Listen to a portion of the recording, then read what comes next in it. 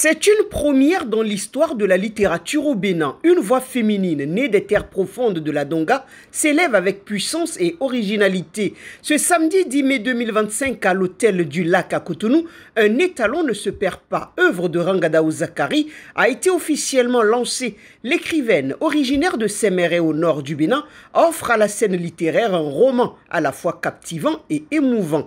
Le livre, composé de 220 pages réparties en 8 chapitres, retrace le destin de Akebi. C'est une jeune fille tiraillée entre tradition et modernité. Dans une société où l'islam et les rites culturels dominent, son inscription à l'école du blanc est vue comme une menace à l'ordre naturel des choses.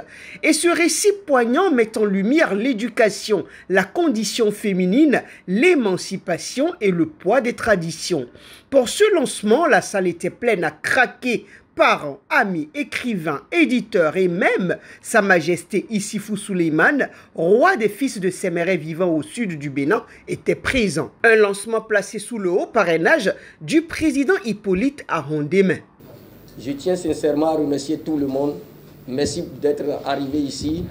Et le bouquin est disponible. Nous allons tous nous diriger vers le bouquin pour payer et pour encourager Rangadaou. Les interventions étaient marquantes. Johannes Goudjanou, représentant de la maison d'édition du roman, a exprimé sa gratitude d'avoir accompagné l'auteur. Tanguy Agoyi, chroniqueur littéraire, a captivé l'assistance avec quelques extraits significatifs du roman. Puis Fousseni Tanko, meilleur écrivain béninois 2024, a quant à lui vanté la profondeur de l'ouvrage et l'intelligence narrative de Rangadaou Zakari, appelant le public à se procurer ce chef-d'œuvre. Pour ma part, et pour ce que j'ai lu et vécu dans le processus de naissance de cet ouvrage, je puis me dire qu'il y a de l'espoir quant au renouvellement de la classe d'écrivains au Bénin.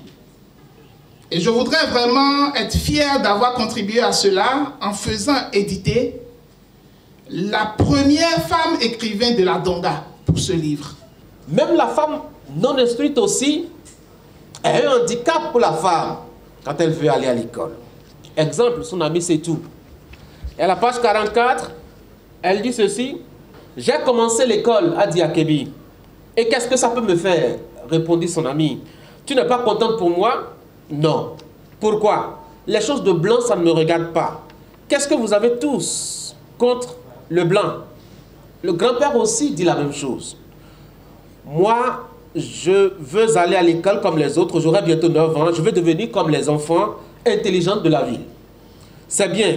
Comme cela, ce que vos parents, avec leur religion importée, n'ont pas réussi jusqu'ici à détruire dans nos traditions, vous le ferez un peu plus tard avec cette connaissance importée. Ça dit que pour elle, aller à l'école du blanc à coup sûr, c'est travailler et se donner des armes pour venir détruire ce que nos grands-parents ont comme tradition, ont comme civilisation et les ont gardés un peu plus. Quand j'ai lu son projet, je me suis moqué d'elle.